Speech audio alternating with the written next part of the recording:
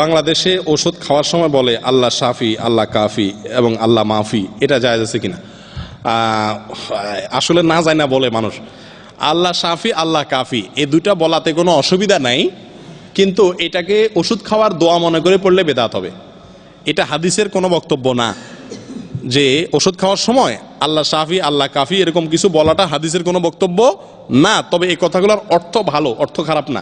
আল্লাহ শাফি মানে ওষুধ আমি খাইতেছি, কিন্তু শেফা দেওয়ার মালিক মূলত আল্লাহ। তিনি চাইলে এর মাধ্যমে আমার ভালো হবে, নাইলে হবে না। এটা খুব ভালো কথা। আল্লাহ কাফি, আল্লাহই যথেষ্ট। তারপরও আল্লাহর নির্দেশ, রাসূলের সুন্নাত হিসেবে ওষুধ খাইতেছি, কিন্তু মূল আল্লাহই যথেষ্ট। অতএব কথাটা ভালো, কিন্তু এটাকে ওষুধ খাওয়ার দোয়া মনে করে পড়লে এটা বেদাত হবে। ওষুধ খাওয়ার দোয়া না। কথা বুঝে আসছে? ওষুধ খাওয়ার দোয়া কি? অন্য সব জিনিস খাওয়ার সময় যেরকম ওষুধ খাওয়ার সময় একই বিসমিল্লাহ পড়বেন, ব্যাস। অনেকে বিসমিল্লাহ পড়ে না। আমার জীবনে বহুবার আমার মা দমকেছে ছোটবেলায়। ওষুধ খাইতে নিলে বলতে, বিসমিল্লাহ পড়স কেন? তাহলে কেন মা কি হয়েছে? বিসমিল্লাহ পড়লে না বরকত হয়ে যায়, তাহলে রোগে বরকত হয়ে যায়। এগুলো না বুঝা বলে মানুষ। ওষুধ খাওয়ার সময় বিসমিল্লাহ পড়ে বলবেন, ঠিক আছে? আর আল্লাহ শাফি, আল্লাহ কাফি এরকম কোনো কিছু বলাকে সিস্টেম বানায় নেওয়া ঠিক না। মাঝে মধ্যে আপনি মনে হয়ে গেল যে ওষুধের কোনো ক্ষমতা নেই, ক্ষমতা তো মেন আল্লাহর, সেদিক তাকে বলেন আল্লাহ আপনি শাফি, মাফি মুশকিল এটা বলাতে।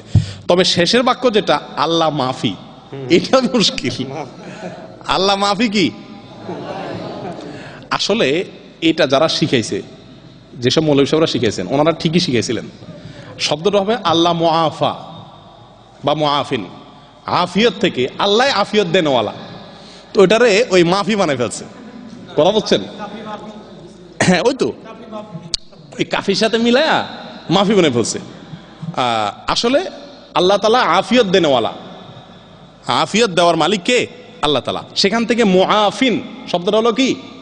মুআফিন। আফা ইউআফি, মুআফাত থেকে আল্লাহ আফিনি আমরা দোয়া করি।